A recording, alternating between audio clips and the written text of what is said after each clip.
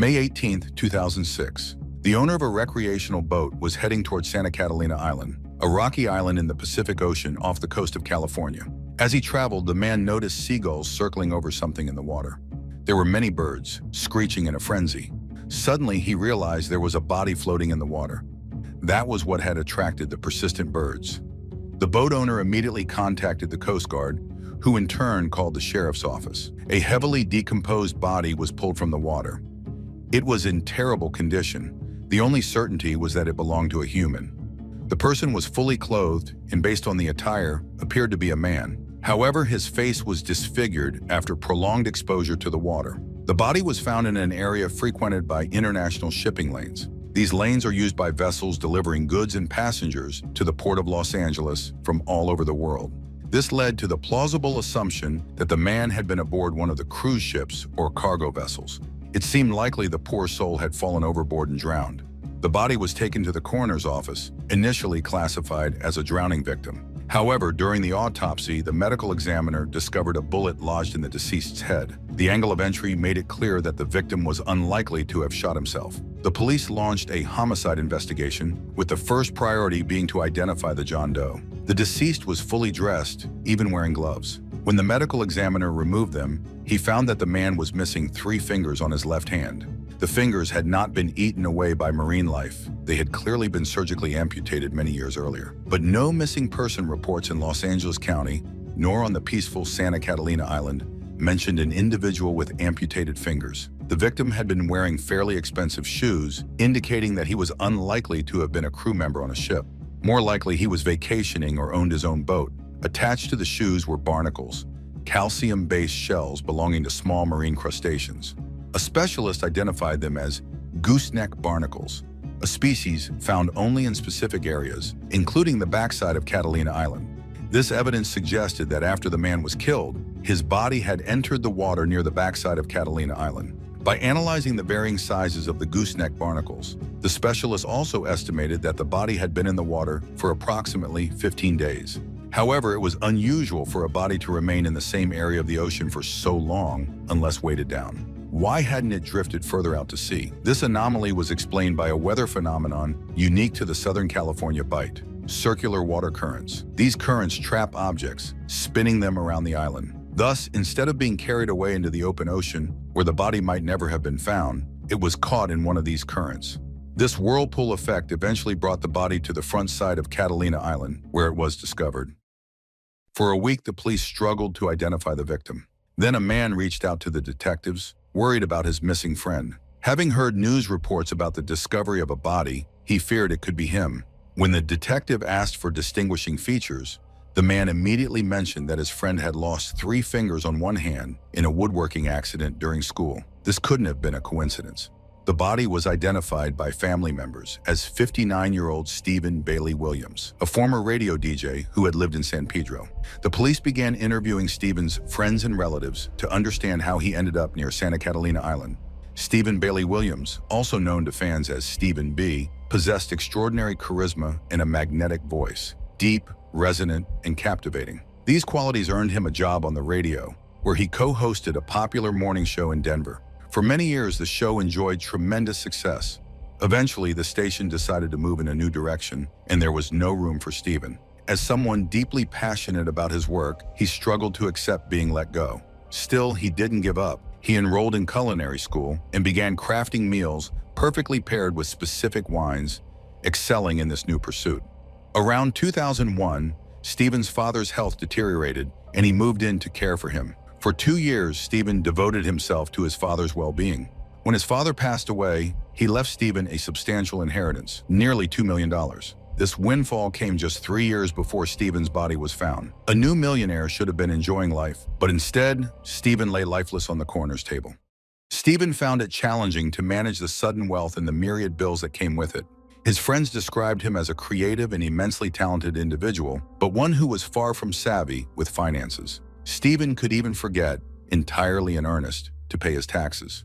In September 2003, a close friend visited Stephen's home, bringing along an acquaintance named Harvey Morrow. Harvey was a former Wall Street financial advisor. His keen eye quickly noticed the unopened mail and the pile of bills on Stephen's table. During their conversation, Harvey realized that Stephen was overwhelmed and struggling to manage his affairs. Harvey offered to help untangle the mess. To Stephen, it seemed like Harvey was heaven sent, a guardian angel stepping in to save him. Grateful, Stephen entrusted Harvey with the management of his accounts and financial documents. Stephen's friends were happy for him until they realized that things were not as perfect as they seemed. Stephen regularly dined with his friend Sylvia Nolan. In 2005, they met once again in a restaurant, but Stephen didn't have the money to pay for his meal. He was very embarrassed. Sylvia paid the bill and wanted to lend him some money, but he refused. Sylvia, as a close friend, asked Stephen directly, "How can you have no money? You inherited $2 million and you can't afford to pay for your food?" Stephen replied that Harvey had put his money into an offshore account. It would remain there until he and Harvey withdrew it together. Sylvia remembered that someone had recently broken into Stephen's car and stolen various documents from the trunk. She asked if any of the stolen papers included a contract stating that Harvey would manage his finances. "What contract?" Stephen asked, surprised. His friend was shocked. Stephen had handed over nearly $2 million to someone he barely knew without even requesting any written agreement. Stephen's friends tried to reason with him and pointed out that something seemed suspicious about Harvey. But Stephen always brushed off their concerns. Things escalated to the point where Stephen was left with no means of livelihood at all. The last time a friend tried to talk to Stephen was in early May. They asked directly what Stephen planned to do about the situation. Stephen finally admitted that he needed to speak with Harvey, demand answers, find out where his money was and how he could access it. "I will get answers to these questions," Stephen assured his friend. After that, he disappeared and was never seen alive again. The police obviously needed to talk to Harvey Morrow, and they knew where to find him. Harvey had recently acquired a beautiful yacht, which he was meticulously refurbishing.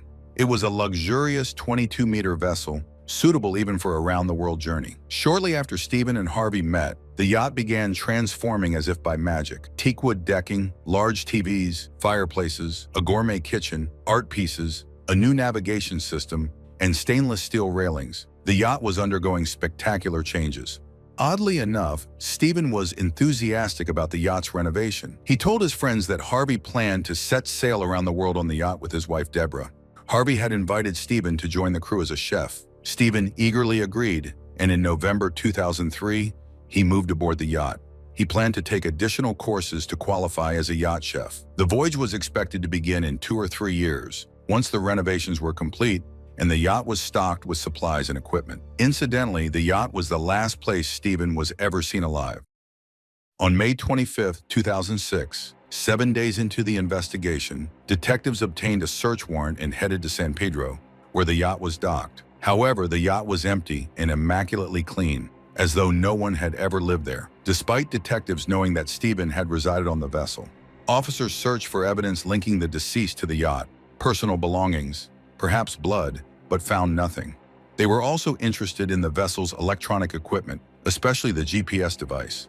Unfortunately, all they found was the user manual for the GPS navigator. The device itself was missing, which was particularly disappointing because GPS systems record and store all movements made by the vessel.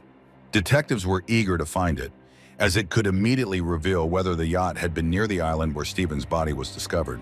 Finally, the officers found an expense ledger in which Harvey had recorded how much money he had spent refurbishing the yacht, over $2 million, roughly the same amount Stephen had inherited. It appeared that Harvey had used Stephen's money to make his luxurious yacht even more opulent, while Stephen was left penniless. The police left the yacht almost empty-handed, frustrated that they hadn't caught Harvey.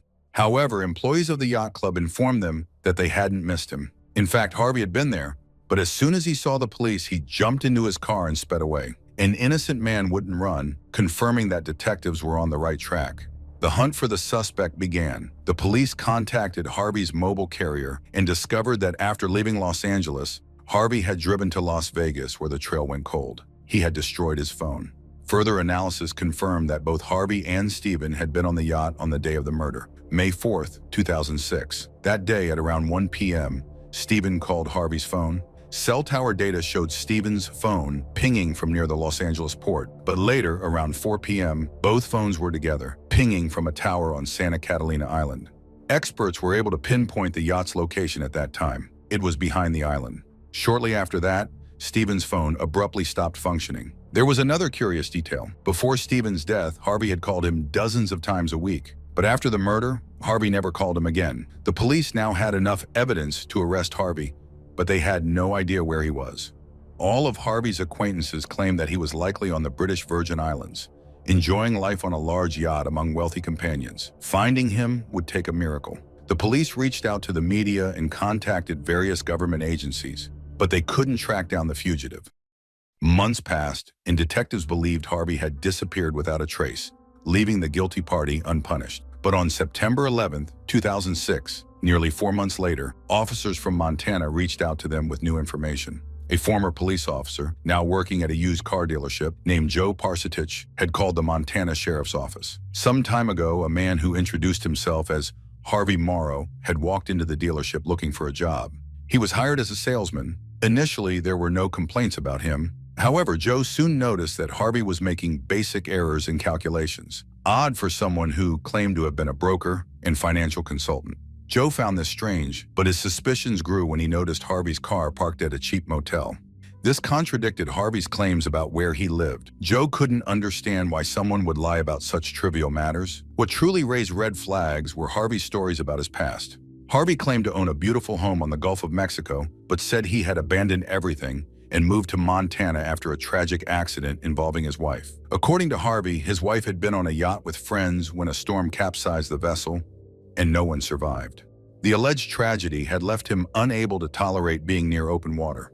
Joe couldn't shake the feeling that something about the story didn't add up. That evening, he went home and turned to Google, hoping to learn more about the incident involving Harvey's wife. Instead, he found a Denver News article stating that Harvey Morrow was wanted in connection with a murder. The former policeman immediately contacted the sheriff's office.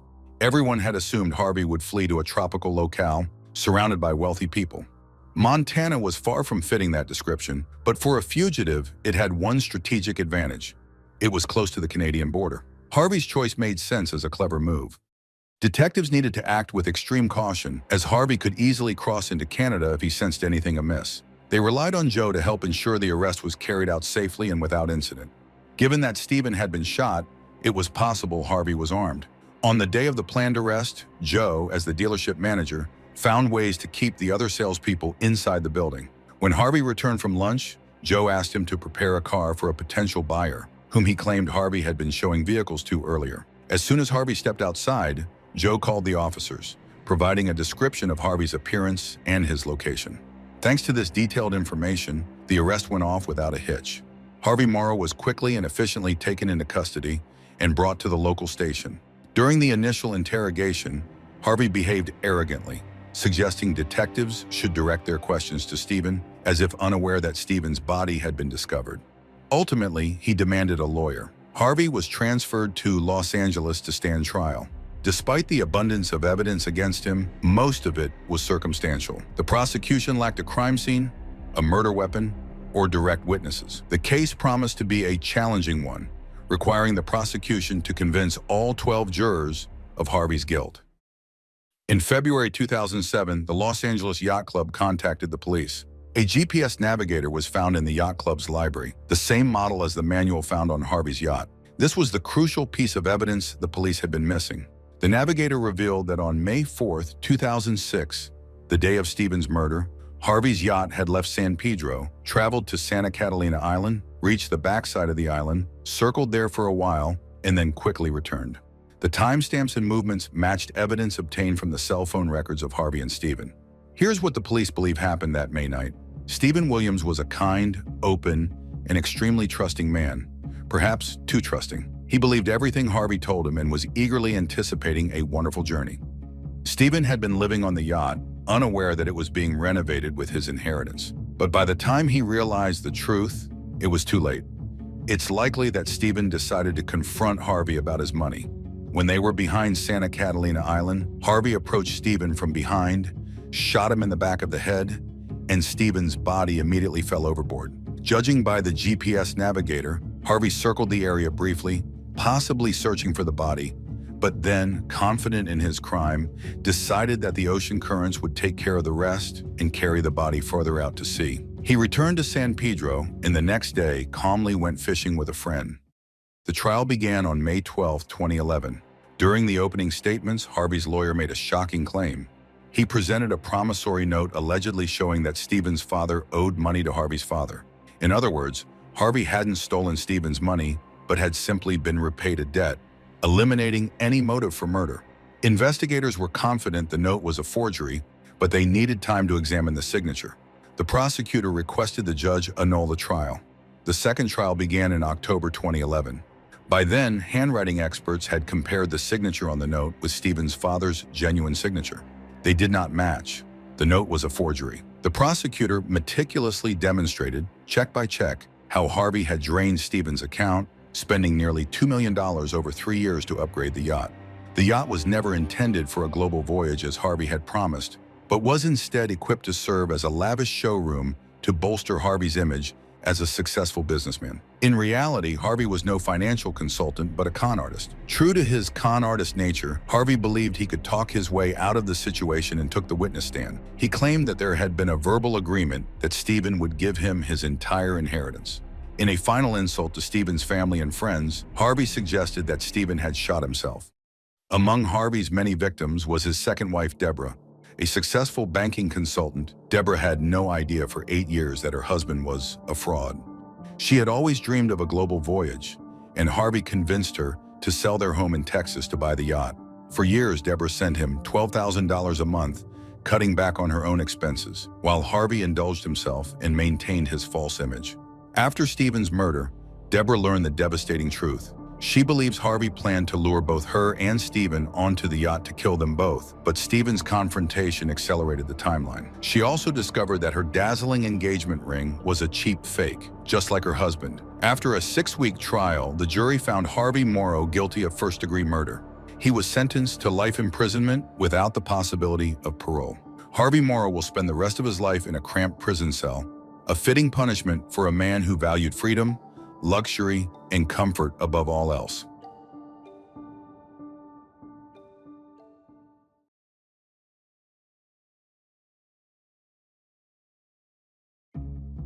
In the middle of the night on January 14, 2009, Arizona's emergency services received a call. The caller was a woman so distressed that it was nearly impossible to understand her words. She spoke quickly and incoherently. The dispatcher tried to ask her questions, at least to learn her name, but the only word she could make out was, "Help." Then the call was disconnected. The dispatcher called back, and the same terrified, incoherent voice answered before the line went dead again. Quickly, the dispatcher traced the call's location and sent police officers to the address. But before they arrived, a third call came in. It was the same woman, asking simply, "Are they coming?" Then out of nowhere, she added, "He was choking me." The dispatcher asked whether he had a weapon, and the woman replied, "Not anymore."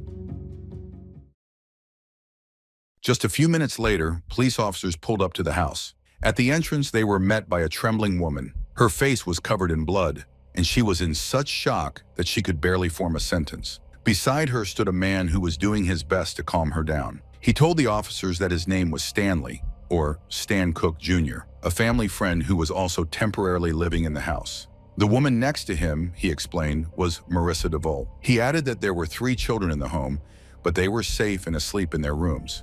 The officers, alarmed by Marissa's appearance, feared she was injured, but she managed to explain with difficulty that it wasn't her blood, it was her husband's, Dale Harrell's. She told them that if they went upstairs, they would find him lying on the floor of their bedroom. That's exactly what the officers did. They rushed to the couple's bedroom, expecting to find an injured man, but nothing could have prepared them for the horror that awaited inside. They had likely never seen so much blood in their lives. It was everywhere, splattered across the walls and ceiling, soaking through the sheets. On a table lay a blood-covered hammer, and on the floor, in a pool of blood, was a man. His skull had been crushed in several places. As one reporter would later describe the injury, there was a fist-sized hole in the man's head. Yet despite the massive blood loss, to everyone's astonishment, Dale was still alive. The officers then focused on speaking with the witnesses, Marissa and Stan, and examining the crime scene. Once Marissa had calmed down a little, she was able to tell them what had happened. She explained that she and her husband had spent half the night arguing because, a month earlier, she had met with a divorce attorney and started the process of ending their marriage. Naturally, Dale hadn't taken the news well. When the argument finally died down, the couple fell asleep for a couple of hours. Marissa said she woke up to find Dale looming over her. his hands around her throat. She lost consciousness, and when she came to, Dale was already covered in blood. As it turned out, Stan had heard the commotion and rushed into their bedroom. He saw Dale on top of Marissa, who was bruised and appeared unconscious. Without giving Dale a chance to react, Stan struck him several times with a hammer. Stan readily confirmed Marissa's story. He said he had struck Dale with the hammer to protect the poor woman, but the investigators began to doubt this version as soon as they started examining the crime scene. First and foremost, the blood spatter didn't match their statements. It indicated that when the attack began, Dale had been lying in bed, alone. There was no way he could have been hovering over his wife and choking her, as Marissa and Stan claimed. There were no signs of a struggle either. Marissa's neck bore only faint scratches, far too minor to match the marks of strangulation, and her fingernails were perfectly manicured and freshly done, something that would have been impossible if she'd fought for her life. The blood pattern also showed that Marissa had been in the bedroom during the attack, while Stan apparently had not been there at all. Had he somehow mastered the art of swinging a hammer from behind a closed door? Forensic analysis of the hammer confirmed the investigators' suspicions. The DNA on it belonged to Marissa, but none of it matched Stan. The investigators were completely puzzled as to why Stan would claim that he had hit Dale with the hammer. Was he trying to cover for Marissa? As it turned out, no, not exactly. Back in 1998, Stan had been in a motorcycle accident that left him with a serious brain injury. As a result, he suffered from short-term memory loss. He could recall things that happened long ago, but not recent events. So when detectives questioned him in more detail about that night, Stan admitted he didn't actually remember anything. But because Marissa was his friend, he trusted her and simply believed her when she told him that he had attacked Dale in order to protect her. To the detectives, that revelation spoke volumes. It suggested that Marissa may have taken advantage of Stan's memory loss to manipulate him. But why would she do that? Searching for the answer, investigators began to dig into the family's personal life. Marissa and Dale were a married couple living a modest life in Gilbert, a quiet suburb of Arizona. The two had first met back in high school, where they briefly dated during their senior years. After graduation, however, their paths diverged dramatically. Marissa gave birth to a daughter, whom she named Rhiannon. Unfortunately, the child's father was never in the picture, and as a young single mother, Marissa struggled, especially financially. Before that, she had worked various service jobs and dreamed of continuing her education, but motherhood forced her to put those plans on hold. In order to make ends meet, Marissa found work at a nightclub. She worked as a dancer, one of those who had to follow a strict less is more dress policy on stage. Despite her circumstances, she didn't abandon her dream of going to college, though she was torn between studying accounting or law.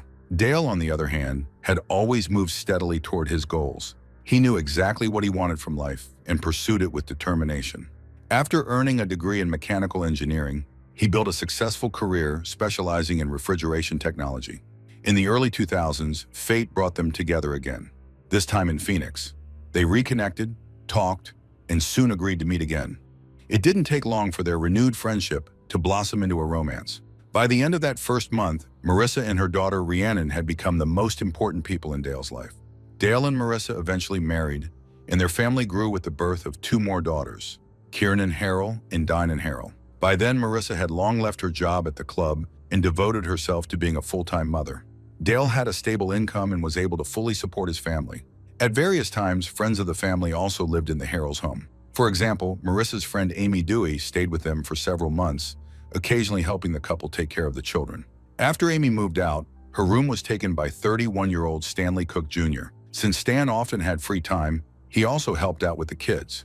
By all appearances, he was an ideal housemate, someone who minded his own business and treated the family's privacy with respect. After reviewing the evidence and learning more about the family's background, detectives brought Marissa back to the police station for further questioning. Although only about 12 hours had passed since her 911 call, she appeared completely calm, even cheerful, something that unsettled the investigators.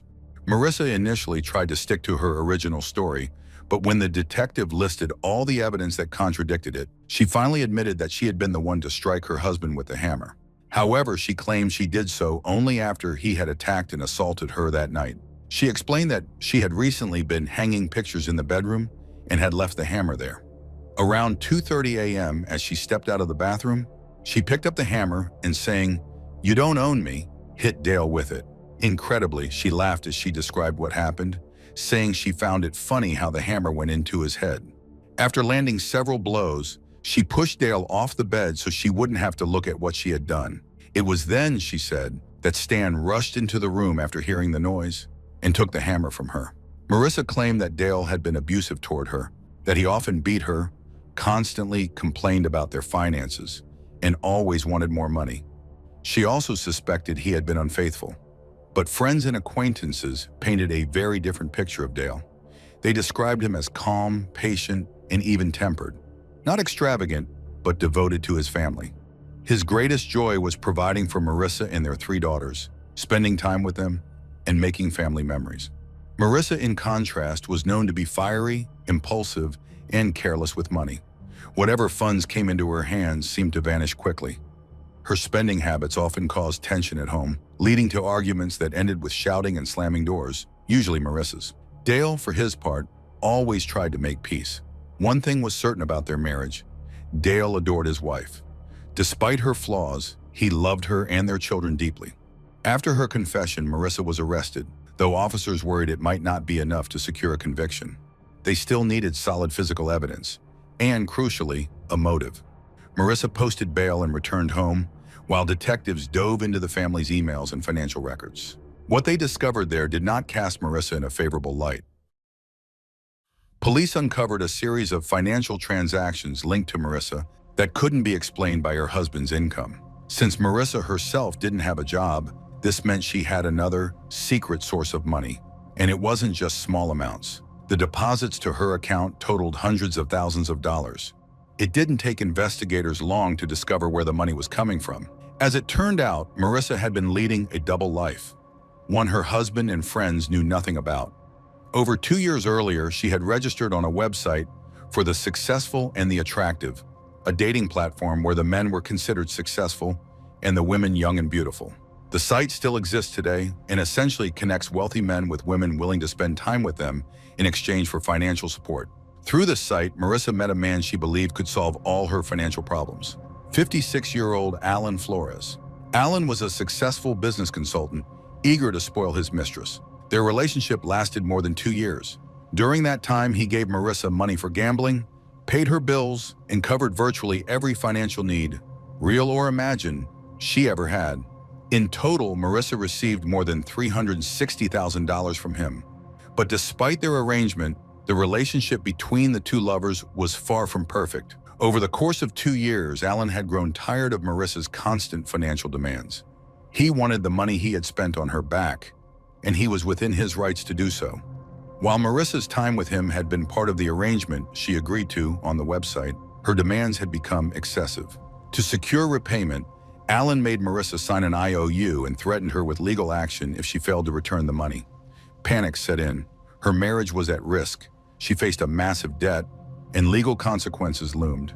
Marissa was confronted with a harsh choice: face financial ruin or do whatever it took to avoid it. She chose the latter. Of course, Dale, whose income supported 5 people, had life insurance.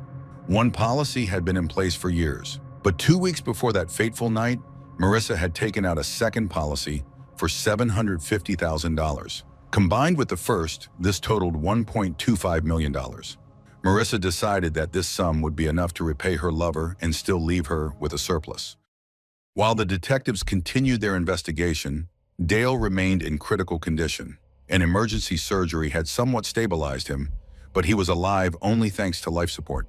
He lay in a hospital bed, suspended between life and death, as the rest of his family gathered around him. Weeks passed, but the doctor's prognosis did not improve. On February 9th, both the medical team and the family made the difficult decision to remove Dale from life support. Dale Harrell passed away, surrounded by those who loved him and whom he loved in return. With his death, the charges against Marissa were elevated from assault to murder. Given the increased severity of the case, detectives and the prosecution decided to place her back in custody. But the police didn't have to search for her long. Marissa went to them herself. Just 1 day after her husband's death, she ended up in the hospital. She had gone out for a run as usual when suddenly someone attacked her from behind and beat her. Her injuries were serious, but not life-threatening. She had a broken jaw and a fractured ankle, Police found her just 2 or 3 meters from the road in a dirty, wet tracksuit after receiving a call from Stan. He knew she had gone for her run, and when she didn't return, grew worried. Given that the attacker likely knew her usual running route, many initially suspected that Stan had assaulted her in revenge. But shortly afterward, Stan walked into the police station and made a statement that left the investigators stunned. Stan admitted that he had beaten Marissa, while investigators had suspected as much. What he revealed next shocked them. He had done it because Marissa asked him to. She was desperate for money. Since she couldn't collect the $1.25 million from her husband's life insurance, as she was now accused of his murder, she refused to give up on the idea of getting funds by any means necessary. She devised a plan B. If Dale's insurance was unattainable, she could claim her own. Marissa discovered a clause in her personal insurance policy. If she became paralyzed due to a spinal injury, she would receive $500,000. She asked Stan to paralyze her. They discussed methods: stabbing her in the back, throwing her off a high-rise, running her over with a car. Shooting was ruled out because it could easily kill her. The car and fall options also seemed too risky. Ultimately, they settled on a sledgehammer. Marissa took a painkiller, and in the bathroom, Stan began hitting her. Occasionally, he paused to support her story that she had gone for a run and that he was trying to call her because he was worried. Afterward, Stan carried the battered Marissa to a car, drove her some distance, and left her by the roadside. The obvious flaw in their plan was the difference between paralysis and a fractured ankle. In other words, Marissa's friend had essentially just beaten her. Yet somehow, they continued with the plan. The sheer absurdity of the lengths Marissa was willing to go to secure insurance money to pay off Alan gave the police a clear motive for the murder of her husband. Given her injuries, Marissa was allowed to recover in the hospital, but as soon as she was able, she was questioned again. The investigators laid out all the evidence before her, and Marissa finally gave in. She offered a third version of events. That night, Dale hadn't attacked her. She had decided to strike her husband on her own. Nevertheless, she insisted it had been in self-defense, claiming she had snapped after enduring years of abuse. According to Marissa, she quietly crept into the bedroom that night and began hitting her sleeping husband with the hammer. She struck him so many times that she couldn't even estimate the total number of blows, but it was clearly a large number. She only stopped when Stan, who had rushed in after hearing the noise, took the hammer from her. Now that Marissa had finally admitted to killing her husband, her only chance at freedom rested on claiming self-defense. She asserted that she had repeatedly been hospitalized due to her husband's abuse, but surely she must have known that this was easily verifiable. All the police had to do was check her medical records. She also claimed that on one occasion, Dale had pushed her so hard that she dislocated her shoulder, and a friend had to put it back in place. Neither her hospital visits nor her friends confirmed Marissa's stories.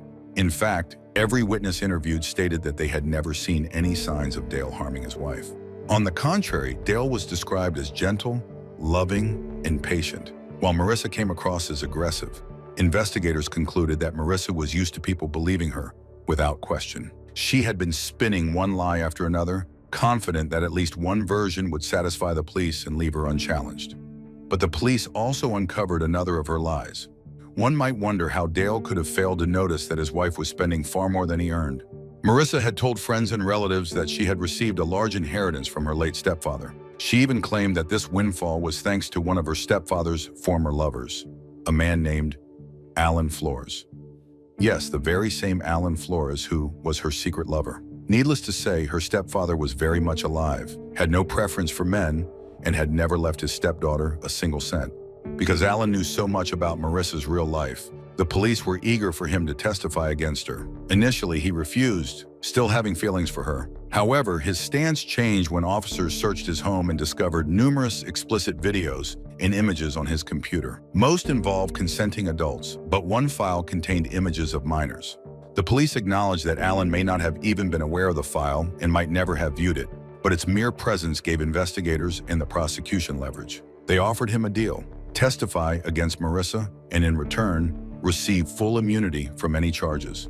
Moreover, at trial, he would be portrayed as a victim of Marissa rather than as another offender. In other words, they cast him as the innocent lamb, because a far more dangerous predator was in the courtroom. With little choice, Alan agreed to cooperate.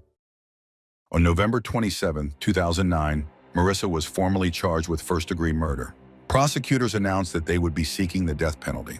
Marissa and her attorneys attempted to negotiate a plea deal with the prosecution, but their efforts failed. 5 years later, her trial finally began. The judge demanded that none of the jurors have prior knowledge of the Jodi Arias case, a challenging requirement given how high-profile that case had been and how strikingly similar it was to Marissa's. Jodi Arias had been tried just a year earlier in the same courthouse. The resemblance between the two women was notable. Both were attractive brunettes with long hair, typically straightened to mid-back length, and wore glasses, though not consistently. In both cases, another man was present in the women's lives at the time they killed their alleged one and only. Jodi Arias had been accused of attacking her boyfriend, Travis Victor Alexander, while he was in the shower delivering both stab and gun wounds that led to his death. She claimed self-defense, asserting that he had been abusive toward her. Because the Arias trial had become something of a media circus, the court took extraordinary precautions to prevent a repeat during Marissa's trial, resulting in meticulous jury preparation and selection. The prosecution's key witness was Alan Flores, who described how he had lent Marissa a large sum of money, believing she was in genuine need as a single mother. Alan explained that he knew about Dale and had even visited the couple's home several times, but he assumed they were divorced and that Marissa, out of kindness, allowed her ex-husband to live with her during his difficult times. Naturally, under those circumstances, Dale was unable to provide financial support to his ex-wife and children. After 2 years of this arrangement, Alan, sensing something was amiss, demanded repayment. This sent Marissa into a panic and set her deadly plan in motion. Initially, she tried to blackmail Alan into killing Dale for her. When he refused, she decided to hire someone else. But since she had no money of her own, she had Alan provide $7,000 for a hitman.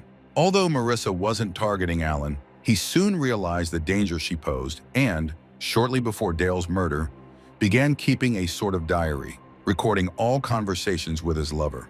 These recordings revealed that Marissa told Alan she would either hire someone to kill her husband or do it herself, and then claimed to the police that he had assaulted her after they drank one evening. A day before the murder, she even claimed to Alan that she had already killed Dale with a crowbar after he attacked her. A lie, but likely a rehearsal for the actual crime. Sitting on the witness stand, Alan testified that despite everything, he had continued his relationship with Marissa, admitting to prosecutors that he suspected Marissa was just using him for money.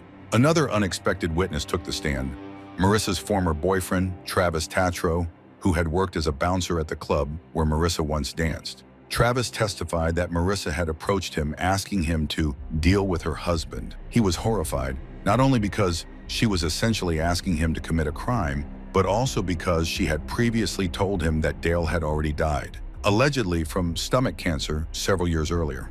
Once he realized how incredible a liar she was, Travis decided he wanted nothing further to do with her. Before that, he had always believed her when she complained about her husband's abuse. A psychologist also testified, Dr. Janine DeMart, who had examined Jodi Arias the previous year. Dr. DeMart concluded that Marissa suffered from dissociative personality disorder. In simpler terms, she was a sociopath. She also showed signs of post-traumatic stress disorder, PTSD. Marissa claimed this stemmed from being beaten by her mother and sexually abused by her stepfather during childhood. She also asked her mother and stepfather to take care of her 3 daughters. Dr. DeMart questioned what kind of mother would entrust her children to others if her story were true. The defense, meanwhile, maintained that Marissa had snapped after enduring years of life with an abusive husband. They argued that she had been forced to kill the tyrant to protect herself from further beatings. Even Marissa's now 18-year-old daughter, Rhiannon, took the stand. She testified that Dale had indeed hurt her mother and described the household as tense, though she admitted that her father deeply loved her mother and likely would have forgiven her for what she had done. Nonetheless, the young woman had already lost the man who had raised her as a father, and it was clear she did not want to lose her mother as well. The trial concluded in early April 2014. The jury deliberated for nearly a week before reaching a verdict. On April 8th, Marissa DeVault was found guilty of first-degree murder. Marissa's daughters wrote a letter to the court pleading that their only remaining parent not be taken from them. While they acknowledged the brutality of their mother's actions and the devastating loss of their father, they asked for mercy. The judge believed the daughters had been skillfully manipulated by their mother, but the jury still reviewed the letter. One juror later admitted that, without it, they would likely have voted for the death penalty, which was still legal in Arizona. On April 22nd, Marissa was sentenced to life in prison without the possibility of parole. She offered an apology, expressing sympathy for Dale's parents and their loss. But her words did little to earn goodwill. As psychologist Dr. Janine DeMart noted, Marissa laughed when discussing Dale's murder over the phone while in prison.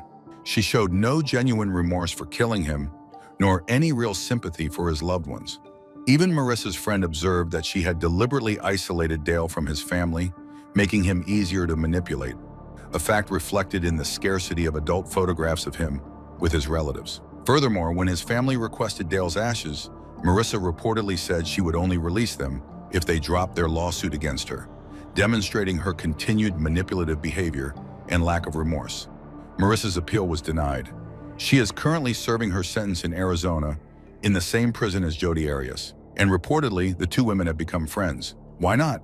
Of course, there are significant differences in their cases. Jodi could not be with the man she wanted, while Dale was completely devoted to Marissa, yet she wanted his money. Still, despite their different motives, both women share a striking ability to manipulate those around them. It's hard not to wonder, what kind of friendship can exist between two women with such talents for manipulation?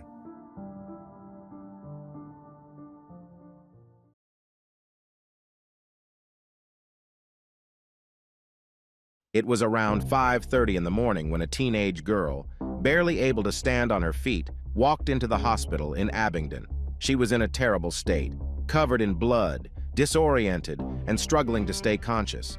The girl had several defensive wounds on her arms, but her head seemed to have suffered the most. Additionally, her extremely low body temperature indicated that she had been lying on the street for more than an hour. To the doctors and nurses, it was evident that something very serious had happened to her, and if she didn't receive immediate help, she wouldn't survive. They quickly determined that the victim was 16-year-old Misty Cockerill, a student at the local school. Misty couldn't remain conscious for long, but whenever she regained consciousness, she kept insisting about a sudden brutal attack and the danger still looming over her friend. 1995, October, Friday the 13th. In Abbotsford, a quiet sanctuary away from the hustle of the metropolis, located an hour's drive east of Vancouver in British Columbia, the evening started fairly calmly. But as darkness enveloped the town, a crime unfolded, a murder that would soon turn every resident into a hostage. While the city still slept, the mother of a 16-year-old schoolgirl was restless. She was awaiting her daughter's return home, who was due back 3 hours earlier. The call from the hospital confirmed her worst fears. When the doctor asked if she was Misty's mother, blood drained from her face, and her knees buckled. She was informed she needed to come to the hospital because Misty had been severely beaten with a baseball bat. As Misty fought for her life, concerns for the safety of her friend grew. Misty's mother revealed that the missing girl was her daughter's close friend, 16-year-old Tanya Smith. Misty managed to mention that Tanya was somewhere near the school. However, when the police arrived at the location, Tanya was nowhere to be found. They feared she might have managed to escape, or that the assailant had taken her. The officers dreaded the worst. Soon, dawn brought a horrifying discovery.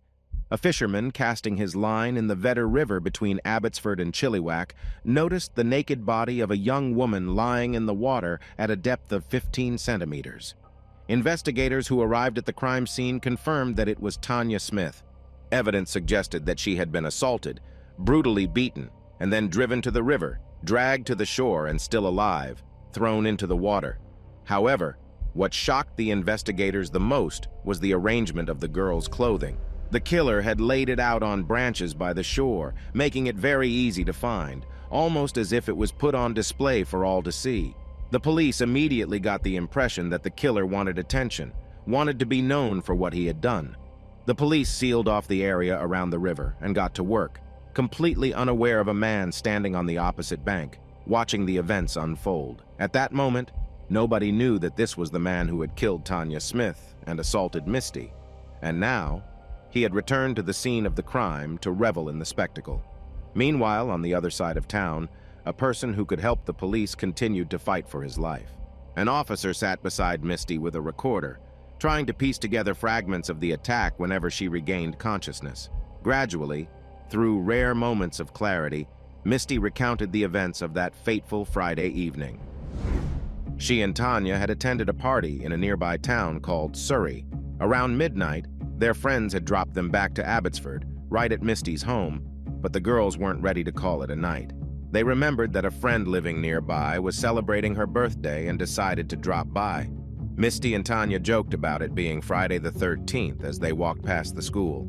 Just 2 blocks from Misty's house, a stranger suddenly emerged from the bushes in front of them. The man grabbed the girls' hands and dragged them through a dense thicket. On the other side of the thicket, he ordered them to undress, threatening them with a baseball bat. Tanya complied and began to undress, while Misty was frozen with fear.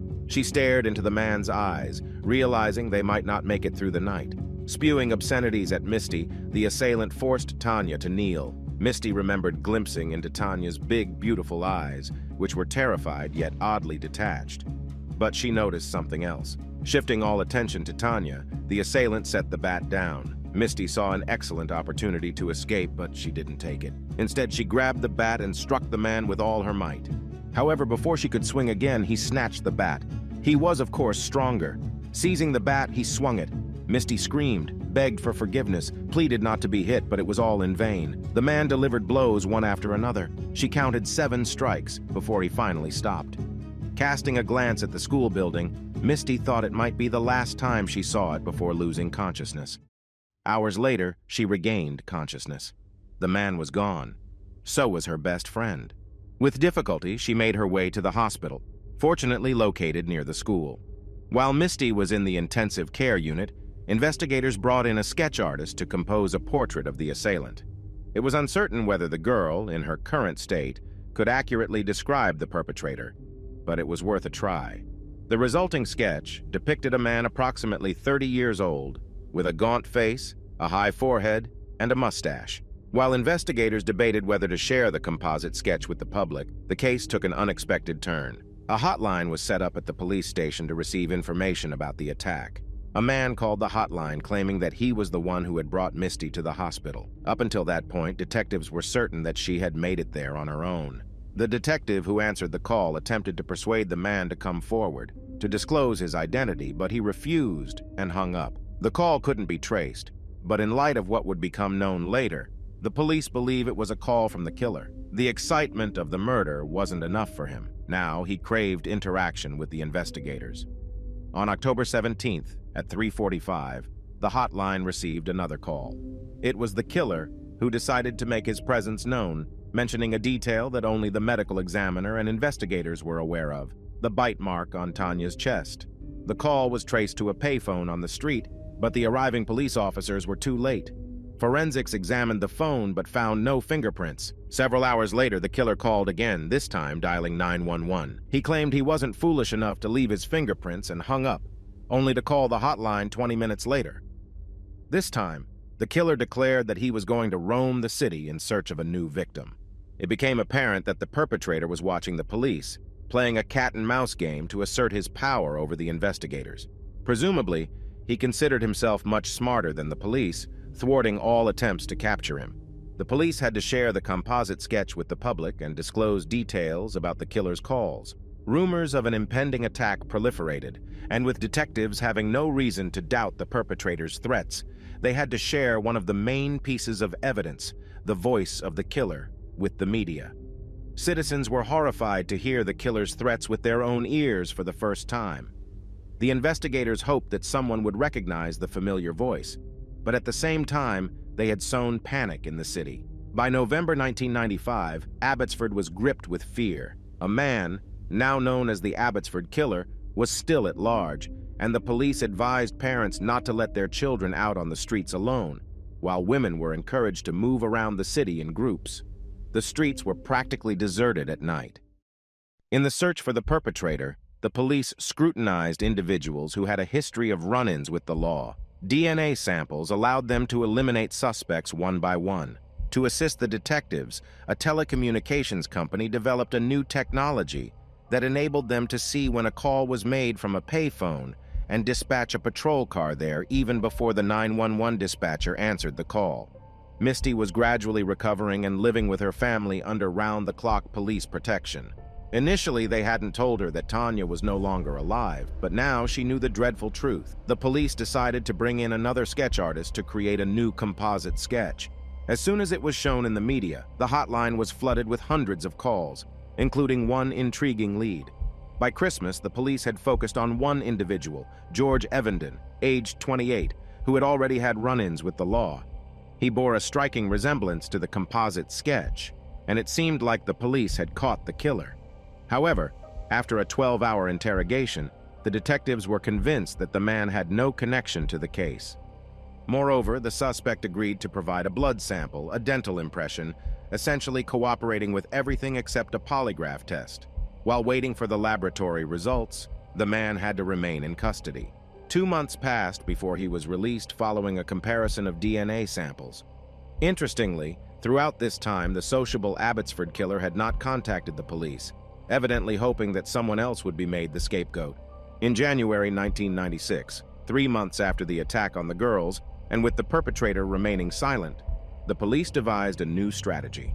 Hoping to compel the killer to make contact, but on their terms, the detectives issued a statement in the media from a purported expert, a psychologist, claiming that everything was over and the Abbotsford killer had fled the city because it had become too dangerous for him to stay. The detectives aimed to provoke a response from the perpetrator, urging him to call and refute the statement. It worked, but not in the way the investigators had anticipated. The killer made his presence known early in the morning on February 17th. He drove to the parking lot of the local radio station with an item in his trunk that would soon horrify even those police officers who had seemingly seen it all. Upstairs, no more than 50 meters away from the perpetrator, sat the radio host Mike Ciccone. During a live broadcast, a call came in. Mike answered, but the caller didn't even greet him. They only instructed him to check the station's car in the parking lot and hung up. Mike thought someone had bumped into the car and hesitated to speak directly about it. Stepping outside, Mike noticed a large gray object on the hood. Only as he approached did he realize it was a gravestone. It had been taken from Tanya Smith's grave and defaced with insults and threats against the surviving witness, Misty. Within minutes, the police arrived at the radio station. Despite it being morning, no one had seen the killer with his heavy burden. The town was in shock, unable to comprehend how someone could not only murder a young girl but then desecrate her memorial. This was the killer's reaction to the news that he had supposedly fled the town. Over the following weeks, he would contact the police 2 more times and, finally, make the mistake the detectives had been hoping for. Under the cover of night, the perpetrator approached a chosen home and threw a wrench through the window, horrifying the young mother. Attached to the tool with sticky tape was a letter. In it, the killer detailed the attacks on Misty and Tanya and took responsibility for 3 other prior assaults. He provided enough details to corroborate his claims. However, as surprised as the police were to be dealing with an experienced criminal, the most valuable piece of evidence was the adhesive tape used to attach the letter to the wrench. A forensic specialist noticed a small, dark smudge, barely discernible in the light on the long strip of tape. Even if a person is very careful with using tape, at some point, they will touch the sticky side. That's exactly what happened. If it was his fingerprint, the Abbotsford killer had just made a massive mistake. The print was checked against the database, but the criminal wasn't in it. He wasn't in the US database either. But along with the DNA and the bite mark, the police now had 3 pieces of evidence to confirm the identity of the killer once a suspect emerged. However, communication with the killer once again ceased, and a month passed in silence, with skeptics doubting that the case would ever be solved. In a desperate and likely final attempt to find the perpetrator, the police decided to turn to the public again.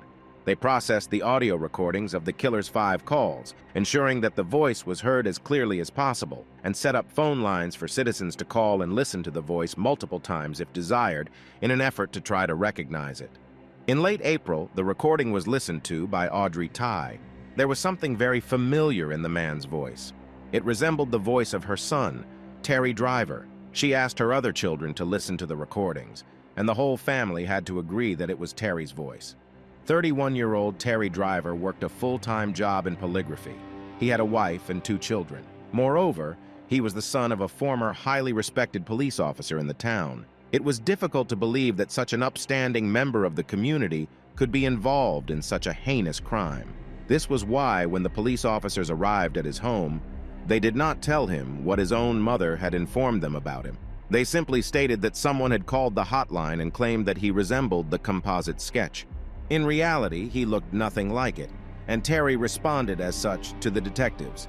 The officers tried to explain that it was standard procedure and requested him to take a polygraph test, provide fingerprints, or a DNA sample. Terry refused all three options. Since the police did not have a warrant, they had to leave with nothing, but they advised him to come to the station if he had nothing to hide. After consulting with his family and lawyer, Terry agreed to speak with the police, but on his own terms. No DNA analysis, no dental impressions. He agreed to provide only his fingerprints, with the condition that the police would have to destroy them after the comparison. How fortunate it was that the investigators hid from the press the fact that they had the killer's fingerprint, and Terry was unaware of this. Confident in himself, Terry Driver arrived at the station the next morning with his lawyer. His fingerprints would be checked on the spot. In the case of a match, he would be arrested. If not, he would be released, and the prints would be destroyed.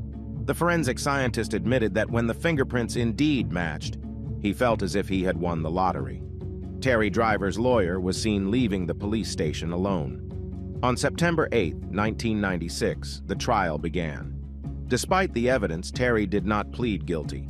He chose a rather peculiar defense strategy, claiming that another person had attacked the girls and that he stumbled upon them already unconscious. He asserted that the sight of Tanya's naked body had sparked an uncontrollable desire in him, which led to his violation of her. At some point, he noticed that she wasn't breathing and decided that Tanya was dead.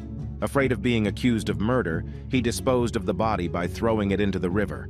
Only from the news did he learn that the girl was still alive. It seemed that this was an unintentional killing. However, this story did not stand up to any scrutiny, as the police had a letter in which the man detailed the crime. Furthermore, Misty testified in court, clearly pointing out the killer and recounting what he did on the day of the attack. During her testimony, he sat and smirked, as if the judge couldn't see him. A psychologist who testified at the trial explained that Terry Driver suffered from several mental disorders and uncontrollable urges. In his childhood, he spent some time in a specialized institution for troubled children, which distanced him from his family. As he grew older, he aspired to follow in his father's footsteps, but the police did not accept him. Perhaps this was why it was so important for Terry Driver not only to commit the crime, but to feel that he could control the investigation, to show that he was smarter than the investigators. Terry was found guilty of the murder of Tanya Smith and the attempted murder of Misty. He was sentenced to life imprisonment with the possibility of parole after 25 years. Later, Terry was convicted of the crimes he confessed to in his letter. Currently, he is serving his sentence in prison, where, according to reports, he had a difficult time. In August 2021, it was reported that Terry Driver had died in prison of natural causes. Terry's mother and brother issued a $10,000 reward, which was promised to anyone who helped capture the Abbotsford killer. For Misty, the trial became the final point of what happened and the starting point of her subsequent life. The girl decided to become a volunteer for an organization advocating against violence. She received an education in sociology and became a mother, naming her eldest daughter after the girl who had a tremendous influence on her, Tanya Smith.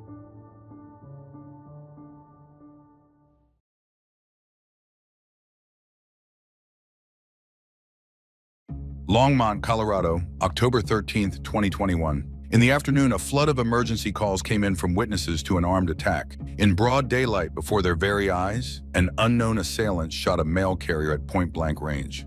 When police arrived at the crime scene, they found a man in his 30s sprawled on the ground in front of the mailboxes. He was still alive, but losing blood rapidly. Officers immediately began administering first aid while waiting for paramedics to arrive. However, despite their desperate efforts to save his life, he succumbed to his injuries within minutes. The victim's colleagues and the post office supervisor rushed to the scene, only to be devastated when they recognized the deceased as their close friend and beloved coworker, 33-year-old Jason Schaefer. While forensic experts examined the crime scene, detectives spoke with witnesses who had been collecting their mail that day. One woman recalled seeing the postal van pull up as Jason began sorting the mail. She took her letters and was heading back home when she suddenly heard 5 gunshots. Looking back, she saw a man in a hoodie and a blue face mask running away. Another witness added that she had noticed a dark figure standing on the other side of the street. The man seemed to be waiting for something. Was he waiting for Jason to be alone before crossing the street? But what was his target, the mail carrier or the mail he was delivering? Since the killer fled on foot rather than by car, police hoped to intercept him in time. A drone was launched into the sky, K9 units with search dogs scoured the area, and officers went door to door in the surrounding neighborhood. Residents and school students were advised to stay indoors for safety. The officers had one more difficult but necessary task: to inform Jason's loved ones of his death. His mother, Lori Haber, and his stepfather, Chris, lived in Connecticut. Detectives in Colorado asked their colleagues in Connecticut to deliver the heartbreaking news in person. When Lori managed to calm down after hearing about her son's murder, she was able to answer the police's questions. She explained that Jason was born on July 1st, 1988. She had divorced Jason's father a year or two after his birth. However, when Jason was 3 years old, Lori, who worked at the post office, fell in love with her colleague, Chris. Chris deeply cared for Jason, and the two became best friends. The family was incredibly happy, filled with love, and had no major conflicts or arguments. Jason was 26 years old when he moved to Colorado and followed in the footsteps of his mother and stepfather. He got a job at the post office where he met Devin Schreiner. The young couple started dating, and Jason introduced Devin to his parents, who liked her. She was a simple, pleasant girl. Not long after, Devin told Jason that they were expecting a child. Jason, who had always dreamed of having a family, was overjoyed. His parents were also happy for them. In 2015, Jason became the father of a wonderful baby boy. His son gave him a new sense of purpose, and he absolutely adored him. However, after a few years, Jason and Devin broke up. Despite their separation, Jason remained actively involved in his son's life. The young parents agreed to share custody equally, with their son spending half the week with his father and the other half with his mother. Meanwhile, the police were examining the crime scene. Nothing was stolen from Jason's van or personal belongings, meaning this was not a robbery. This narrowed down the circle of suspects. It suggested that the killer was someone Jason knew. The brutality of the attack further supported this theory.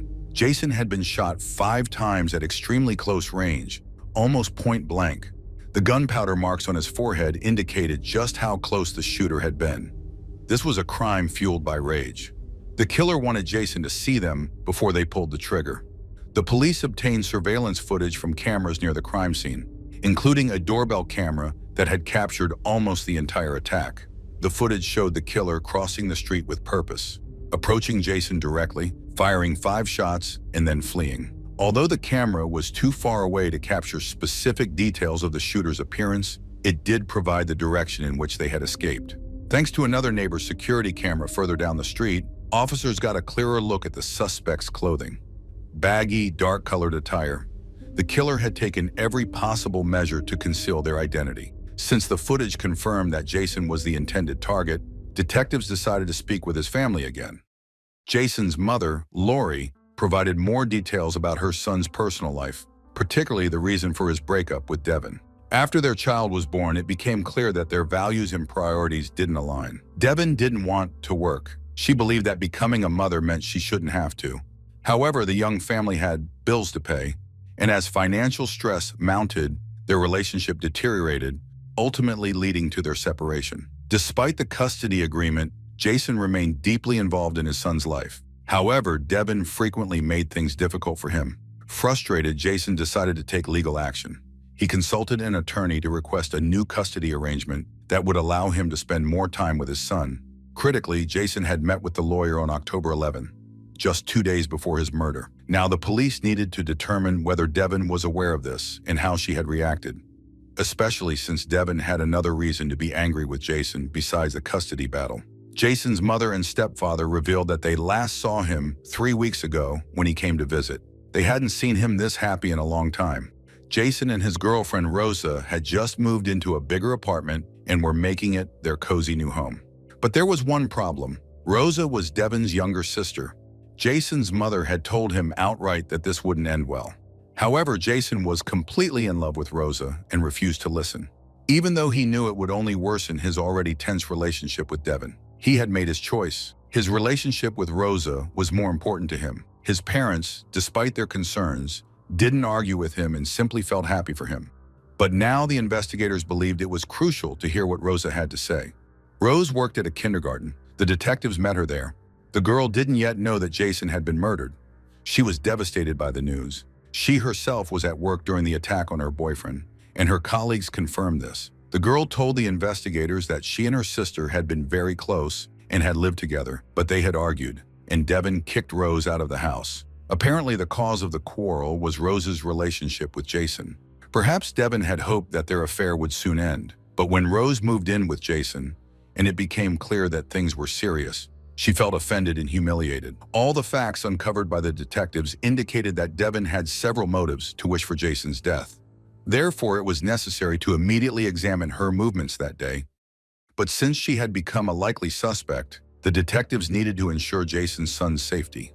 They picked him up from school in Longmont and took him to the station to make sure he was safe.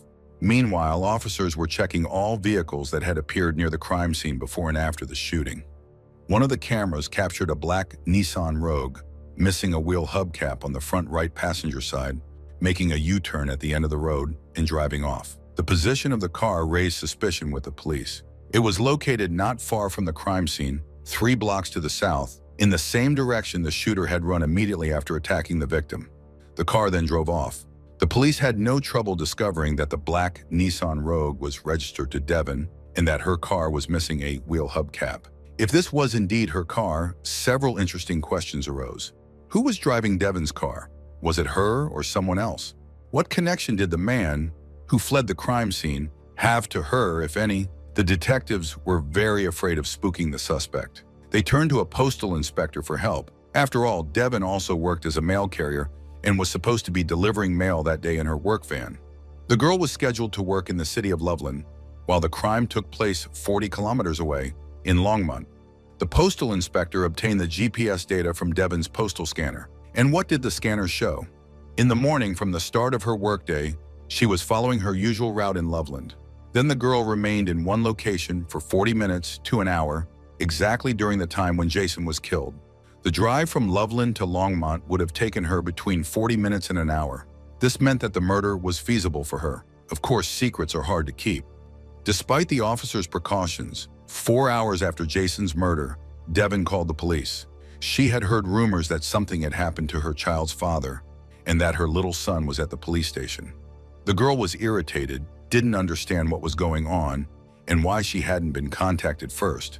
She agreed to come to the station, at least to pick up her child.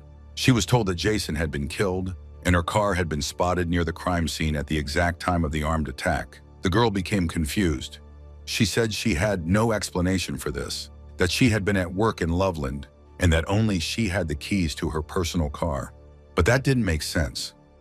How could she have been in her postal van in Loveland just minutes before her Nissan appeared on cameras in Longmont? But she stood her ground. She explained that her scanner hadn't worked for about an hour because she had stopped for lunch at her boyfriend Andrew Ritchie's place. Andrew James Ritchie's address was indeed on her route. The scanner had stopped working right by his house. She arrived at his place at 11:30 and left at 12:15. If that was true, she couldn't have killed Jason in Longmont at 12:33. Andrew could confirm her story. The detective's next step was to meet with him. But the detectives were completely unprepared for what Andrew had to say. On the morning of October 13th, he had been at home. Devin had indeed come by, but they hadn't had lunch together. They had argued. Devin was in love with Andrew and really wanted to date him, while he considered them just friends. The man added that the last time he had seen Devin, she was sitting in her work van, crying after their argument. It was around 12:15, so she couldn't have been the shooter. As for lunch, Andrew had eaten at a Hooters fast food restaurant with his friends. He met them at 12:30, and the restaurant had security cameras, which fully confirmed that Andrew couldn't have been the killer either. In an instant, the detectives lost all potential suspects, but the stark contradictions in their stories bothered them. The detectives decided to dig a little deeper. They obtained warrants for the mobile operators of Devin and Andrew. They needed call and message logs for both of them.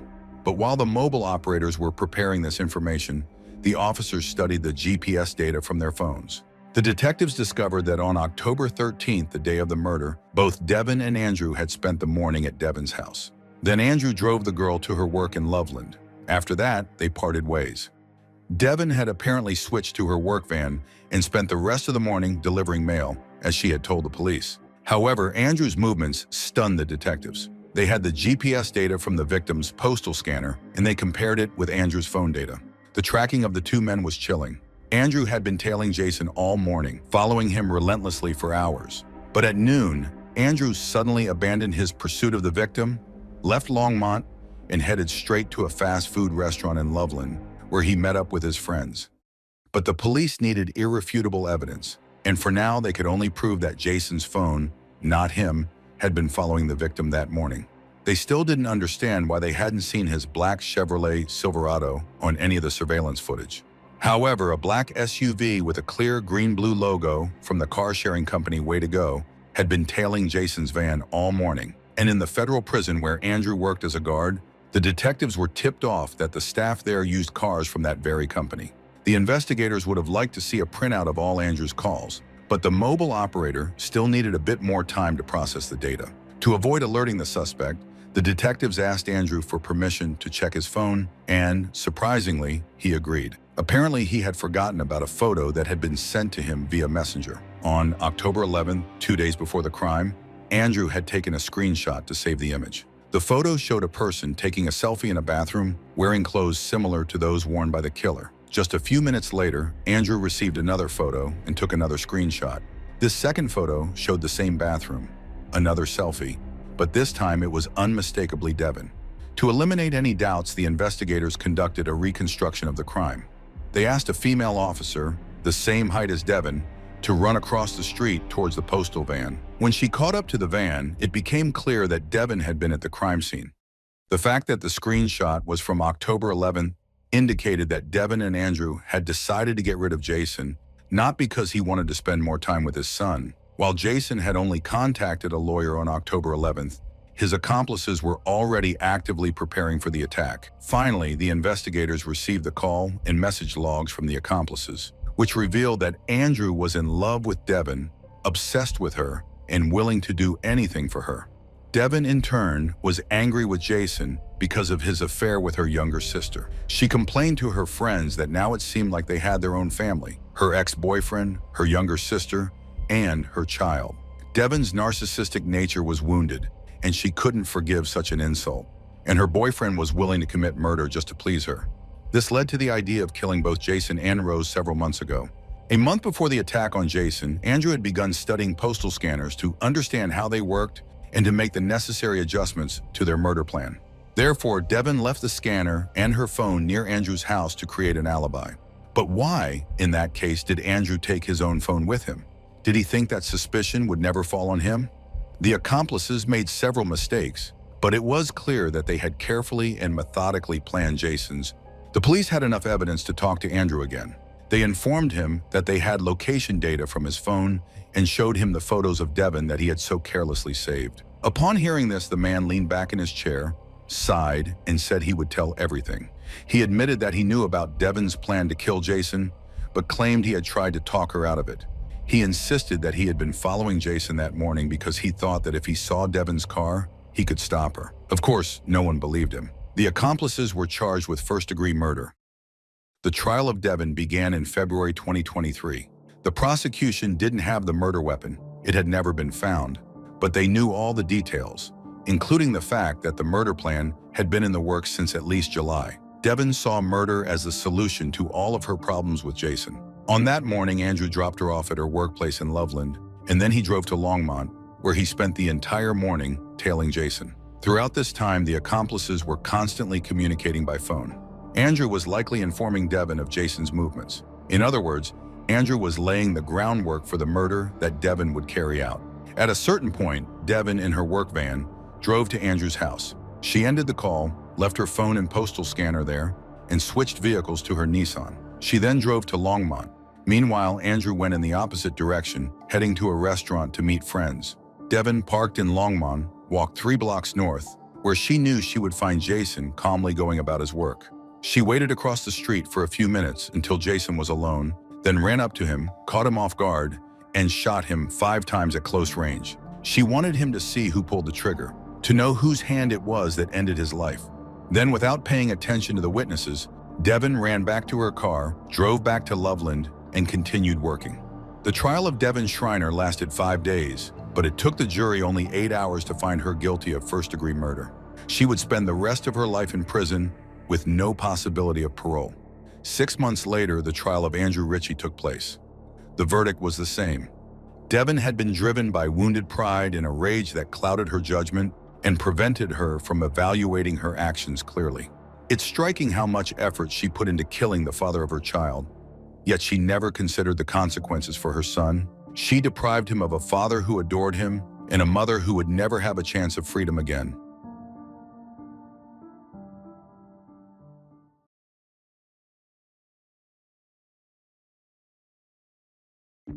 Nice, France, May 6, 2014. At around 7:30 in the evening, Helene Pasteur, a businesswoman from Monaco, left the Larche hospital. That Tuesday, as she did every day, Helene had come to visit her son, Gildo, who had been hospitalized several months earlier after suffering a stroke. As she exited the hospital building, Helene walked toward the parking lot to her car, a black Lancia Voyager with tinted windows, driven by her chauffeur, Mohamed Darwish. She got into the car and Mohamed carefully began to pull out of the hospital parking lot onto the main road. At that very moment, a man suddenly ran up to the vehicle. In his hands, he was holding a shotgun. The first shot rang out, shattering the passenger side window. But the man kept firing, again and again. After emptying his weapon at point-blank range into the car, he crossed the street, threw the gun into a bag, and quickly fled the scene. This audacious attack took place in broad daylight, in front of numerous witnesses. And one of the victims was none other than 77-year-old Helene Pasteur, often called the Vice Princess of Monaco. The nickname reflected her influence and her close ties to Monaco's ruling Grimaldi family. Helene was the wealthiest woman in Monaco, far richer than the princely family itself.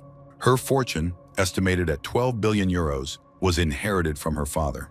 Gildo Pasteur had built a vast real estate empire, methodically covering the principality with concrete during the 1960s and 1970s. At the time, he had a simple yet brilliant idea.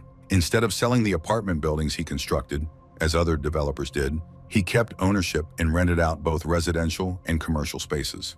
This empire was passed down to Helene, who managed it and collected rent from some of the most expensive properties in the world. To rent a 2-room apartment in Monaco, one needs at least 4,000 euros per month. Needless to say, the Pasteur family had plenty of rivals in this lucrative business. It's no surprise that in this tiny kingdom of concrete and wealth, rumors quickly began to spread. After all, Monaco is an extremely small state, just 2 square kilometers in size, home to only about 38,000 people. The principality was soon abuzz with speculation, but to their credit, the Nice police officers kept their composure and set about conducting a proper investigation. They quickly established that, as she had done every day for several weeks, Helene had visited her son, Gildo, at the hospital on that Tuesday. He had been hospitalized following a stroke. The attacker ambushed her car just as it was pulling out from the hospital grounds onto the road. Helene was struck in the jaw, neck, and chest. The second victim was her 64-year-old driver, Mohamed Darwish. He was shot twice, in the abdomen and chest. Both victims suffered grave injuries, but were still alive, and medical staff rushed to assist them. They were at least fortunate that the attack occurred right next to a hospital. As doctors fought to save their lives, police officers began carefully examining the crime scene. They needed to determine whether this had been a random robbery or whether the attacker had specifically been waiting for this particular car, and who, in fact, had been the main target, Helene Pasteur or her modest chauffeur, Mohamed Darwish. Mohamed had come to Monaco from Egypt. For the past 20 years, he had not only served as Helene's driver, but also as her butler, advisor, and trusted confidant. She could hardly manage without him. Mohamed was a straightforward, hardworking, and honest man who never involved himself in any trouble, and the police quickly established that he had not been the intended target. That meant the assailant had been lying in wait for Helene. Given that she visited her son in the hospital every day, setting up an ambush was not difficult. Moreover, her handbag was found inside the car, containing 1,800 euros in cash and her bank cards. This allowed investigators to dismiss the theory of a random robbery. On the other hand, if the attack had been premeditated, the choice of weapon was rather unusual. The killer had used a hunting shotgun loaded with very small caliber cartridges, the kind hunters use for small birds like quail or partridge. These were not the type of rounds typically used by professional hitmen. As a precaution, the police searched Helene's apartment and confirmed that nothing had been taken. The jewelry and gold bars in her safe were untouched. Investigators spoke with all members of Helene's family, her husband, Professor Claude Palanca, her son Gildo, a well-known race car driver and businessman, her daughter, businesswoman Sylvia, and Sylvia's boyfriend, businessman Wojciech Janowski. All of them insisted that there had been no problems within the family. Yes, they were very wealthy, but otherwise they were, as they put it, a perfectly normal family. Helene had no enemies. She was known to be a generous woman who never acted maliciously toward her business rivals and led a quiet, respectable life. Wojciech, in particular, told police that Helene had been very fond of him and that he could not have wished for a better mother-in-law. She had welcomed him warmly into the family, he said, and he was shocked and deeply confused by what had happened. Sadly, 4 days later, Helene's driver, Mohammed, succumbed to his injuries. 6 days after that, Helene emerged from her coma. She was still extremely weak, and the doctor's prognosis was far from hopeful, yet they allowed investigators to speak with her. When the lead detective entered her hospital room, she was struck by the strength and dignity of this frail woman. Helene's steely gaze seemed to pierce right through her, as if silently demanding to know why the case had not yet been solved. The victim explained that she had seen an unfamiliar man holding a gun. He simply raised it and fired. She had no idea why anyone would want to shoot her and could offer no clues. She said she had never been threatened and had not felt herself to be in any danger. Unfortunately, that was all she managed to say before she suffered respiratory distress, forcing the detective to end the interview. Before the detective left, however, Helene took her hand and asked her to return as soon as possible.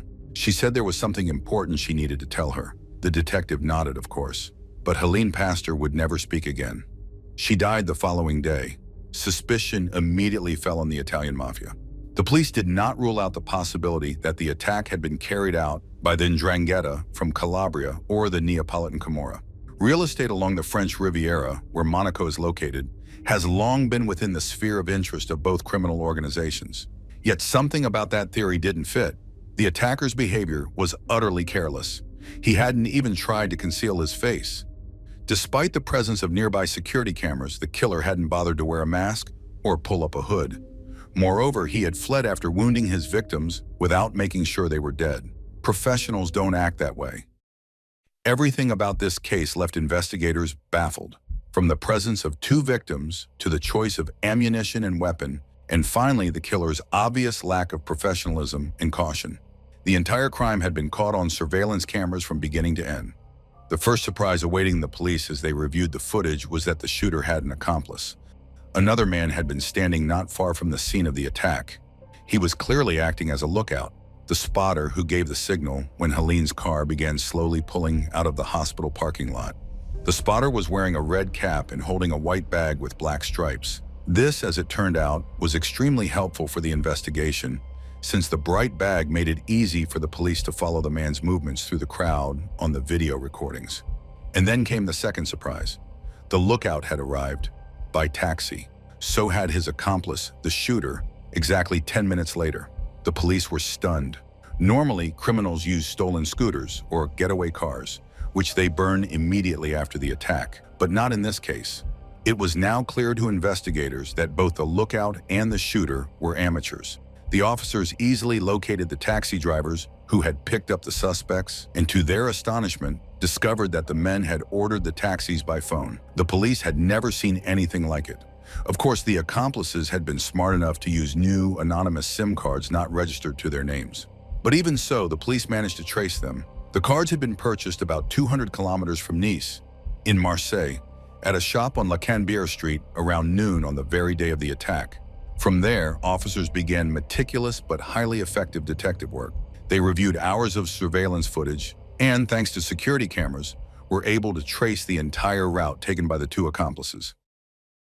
At 11:55 a.m., the lookout appeared on Marseille's main and historic street, La Cannebière. The man was wearing a blue jacket and carrying that same distinctive bag in his hand. A few minutes later, around noon, he was joined by the shooter. Together, they entered a store where they bought their phones and SIM cards. By 12:19, the two men exited the shop and went their separate ways.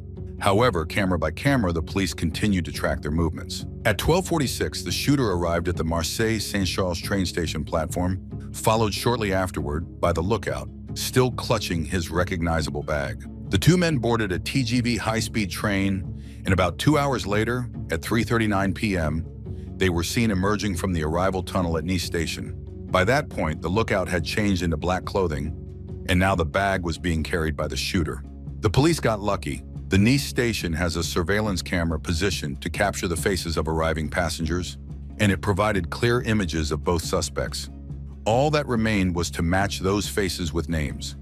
Meanwhile, the suspects checked into a hotel just steps away from the train station. They booked 2 rooms, but never actually stayed in them. Instead, they ordered taxis and left the hotel in separate cars. The lookout departed at 6:18 p.m., and the shooter followed at 6:24 p.m., both headed toward the hospital where Gildo, Helene Pastor's son, was recovering, to ambush and open fire on Helene's car. The hotel maid who cleaned the rooms the 2 men had rented had already tidied everything up, but when she found a bottle of shower gel in the bathroom, she didn't throw it away. Instead, she placed it on her cleaning cart, just in case the guests returned. That small detail turned out to be crucial. The bottle was sent to the forensic lab where specialists found DNA belonging to one of the men. As it turned out, he was no innocent bystander. 24-year-old Saman Said Ahmed had already served time in prison for drug trafficking. As for the lookout, he too had made a mistake, and an even bigger one. No, he hadn't left behind a bottle with his DNA. Something better. Both criminals had thrown away their SIM cards, but the lookout had continued using the new phone after the attack. That was a gift for the investigators. Through the phone, they identified him as Alher Hamadi, 31 years old, who also had a criminal record for armed robbery. Both men were from the Comoros Islands and lived in Marseille. The detectives still didn't know why 2 petty thugs from Marseille had come all the way to Nice to kill the wealthiest woman in the Principality of Monaco. But since nothing had been stolen from Helene's handbag, they strongly suspected there was a puppet master behind the crime, perhaps even more than one. In less than 10 days, the police had identified both the shooter and the lookout. But what should they do next? Arrest them immediately and hope they would confess and name whoever had ordered the hit, or keep them under surveillance and wait for them to lead investigators to whoever was pulling the strings? The investigating magistrate wisely chose the second option. That decision soon proved to be the right one, because the lookout, Alher Hamadi, turned out to be an incredibly talkative man. He spent a lot of time on the phone with someone named Salim Youssef, who, interestingly, was a volunteer assistant to the gendarmerie. Not a full-time officer, but someone who occasionally helped the police informally. Alher and Salim's phone conversations often touched on large sums of money, and they also spoke in veiled terms about a weapon. Both men, Alher and Salim, were also in regular contact with a third person, Abdelkader Belkatir, an electrician working on construction sites in Marseille. And Abdelkader, as it turned out, was the brother-in-law of Pascal Doriac. That was the moment the investigators realized they had finally stumbled onto something truly significant. Pascal was a sports trainer and masseur, providing services to wealthy clients, many of whom lived in Monaco. In particular, he worked as the trainer and masseur for Sylvia, Helene Pastor's daughter, and her boyfriend Wojciech Janowski. He also provided massage services to Helene Pastor herself. At last, the police had established a tangible link between the Marseille thugs and Monaco's elite. On April 29, 2014, exactly 1 week before the attack, Pascal met with the Marseille men in Nice. The police confirmed this because Pascal's phone that day was active in central Nice, at the same place and time as the phones of the lookout Alher Hamadi and the so-called gendarme Salim Youssef. Investigators concluded that this was almost certainly a meeting of the accomplices to discuss the details of the planned attack on Helene and her driver. The police were by now almost certain that Pascal had a direct connection to the murders, since he had been in direct contact with the lookout. But could he really have been the one who ordered the hit? Even though the shooters were amateurs, carrying out such an attack would have required a substantial sum of money. Pascal was a skilled trainer, but he could not have financed a contract of that magnitude. Besides, why would he even want to? Everything finally fell into place when the detectives cross-referenced phone records of Pascal and Wojciech Janowski, Sylvia's boyfriend. It's worth noting that the men rarely called each other, since they saw each other almost every day. Yet one interesting pattern stood out. The number of calls spiked on key dates: the day of the attack, the day Mohammed died, and the day Helene died. A detailed examination of Wojciech's bank statements revealed unusually large cash withdrawals for a man who had never handled such sums before. Between January and April 2014, he had withdrawn nearly 250,000 euros. Previously, any withdrawals had been modest. What else could the police think? They concluded that these 250,000 euros were likely payment for the execution of the murder contract. But Wojciech was a successful businessman, a well-known philanthropist, and someone who genuinely adored his girlfriend's mother. Or did he? Perhaps nothing was as it seemed. Could it be that Sylvia had conflicts with her mother, and she was the one truly behind it all? The police needed answers. Since the detectives had now traced almost every link in the criminal chain, it was time for interrogations. They arrested 20 people, including Helene's daughter, Sylvia. The shooter was uncooperative, but the lookout, Alher Hamadi, proved more talkative. He revealed that he had been hired to organize the murder. Originally, the shooter was supposed to be Salim Youssef, but a few hours before the planned attack, Salim changed his mind and had to be replaced. And quickly, before May 6th, because doctors were planning to discharge Gildo from the hospital. So on the night before the attack, Alher hired the shooter, Samin Sayed Ahmed. Alher immediately sensed that Samin had all the qualities needed for the job, and Samin agreed to be the shooter without asking for details about the target. Alher added that he had handed the shooter 70,000 euros, including a 20,000 euros bonus for killing the driver. This revelation shocked the police. Mohammed had not been a random victim. His name had been explicitly included in the contract, just like Helene's. The client had planned this to confuse the investigation. According to Alher, the masterminds behind the double murder were Pascal, the sports trainer, and his wealthy client, Wojciech Janowski. The police turned their attention to Pascal. The interrogating detective quickly realized that the man was not built for detention, and he was proven right. By the second questioning, Pascal had confessed to everything. It all began a year and a half before the murder in the apartment of Sylvia and Wojciech in Monaco. In the middle of a training session, Wojciech suddenly spoke about Helene Pastor, calling her a heartless, ruthless woman who treated her own daughter like a tyrant. He even suggested that it was because of her mother that Sylvia had developed cancer. Unable to tolerate the oppressive atmosphere Helene created, and unwilling to see his beloved unhappy, Wojciech decided that Helene needed to be removed from this world. He asked Pascal if he could obtain a weapon for him. Pascal was shocked, hoping it was a rhetorical question that Wojciech would never revisit. After all, Wojciech was one of his most influential clients, and it was hard for him to say no. But Pascal's hope was in vain. Wojciech didn't drop the subject. A few weeks later, he asked another question. Did Pascal know anyone willing to carry out the job? At the same time, Wojciech became unusually friendly with Pascal, leaving him plane tickets to London and Thailand, giving him gifts, including a luxurious wristwatch. Soon enough, Pascal gave in. Perhaps he feared losing his clients and livelihood. Perhaps he was tempted by the newfound luxuries. Or perhaps both. In any case, when Wojciech handed him the first envelope containing 20,000 euros, he could not refuse. Pascal then found the hitman. According to him, the total price of the contract was 140,000 euros for the actual killing of Helene and her driver, with each perpetrator receiving their share. Interestingly, Wojciech had no intention of stopping there. According to his plan, Helene's beloved son, Gildo, was supposed to die next, presumably so that Sylvia's share of the inheritance would increase to 12 billion euros. Pascal's interrogation lasted several hours, but it was clear that confessing had lifted a weight off his shoulders. He felt genuine guilt for his role in the murders and was the only one among the accomplices who behaved with a human conscience. It was time to speak with Wojciech, but first the detectives wanted to understand who he really was, and they uncovered some fascinating details. Wojciech hadn't always lived on the Côte d'Azur. He had known the other side of life, poverty and hardship. He was born in Poland in the 1940s into a family devastated by war. Post-war life was harsh, and he escaped the country as soon as he had the chance. In 1971, at 22, he arrived in London with little more than some coins in his pocket, ostensibly to study, but he never became a student. He found work in a bar, starting with washing dishes and steadily climbing the career ladder. He later worked as a dealer in a London casino, and his ambitions quickly earned him a managerial position. About 10 years after leaving Poland, he traded the foggy Albion for the glamour of Monaco. Wojciech became public relations director for the company managing the Monte Carlo casino. It was there, now a man of means rather than a poor Pole, that he met Sylvia Ratkowski-Pastor. Her father was Polish, and Wojciech used his heritage to attract and charm her. The couple didn't marry, but they moved into a luxurious apartment owned by Sylvia's family. She managed the family's estate alongside her mother, while Wojciech focused on business, trading stocks and acquiring patents he hoped would bring prosperity. Yet in the small theater of Monaco vanity, he still craved a title. He set a goal to become honorary consul of Poland to climb Monaco's social ladder. Interestingly, he didn't further engage with the Polish community. Instead, he relied on financial support. It worked. In 2007, he was appointed honorary consul of Poland in Monaco.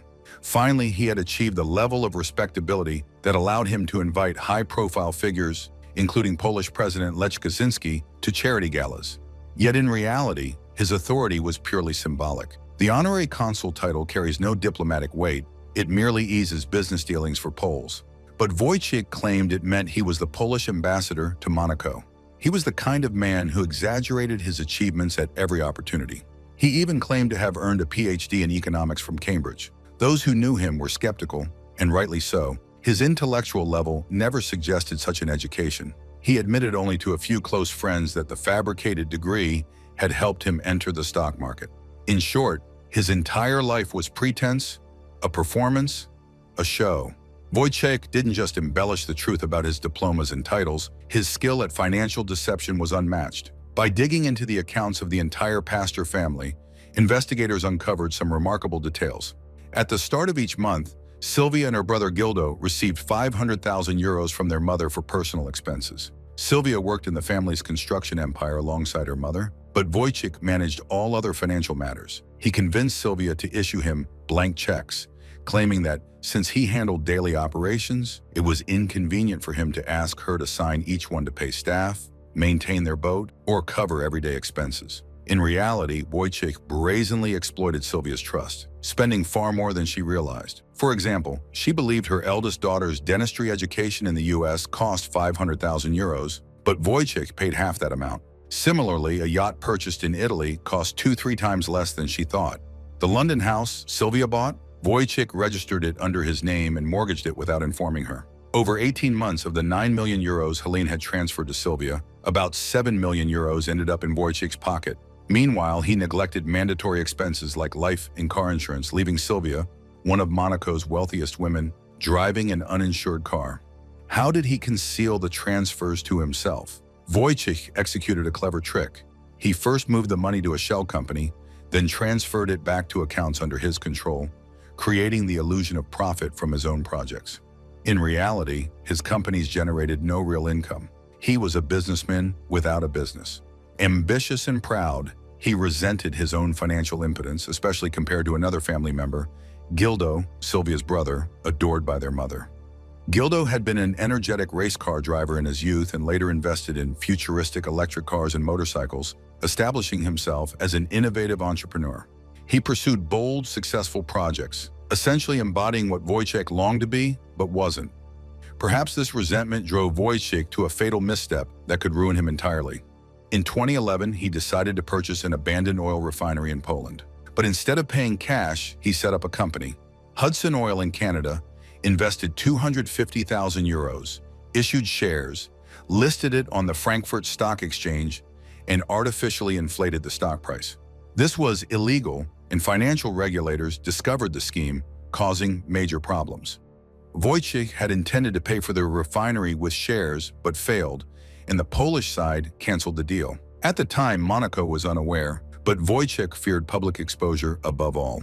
He would be humiliated, crushed, and Helene, already suspicious of her daughter's boyfriend, would see that her instincts had been correct. Wealth had honed Helene's instincts for caution, perhaps innate and genetically inherited. From day one, she considered Wojciech an upstart and an imposter. She quickly realized that his so-called projects generated no profit.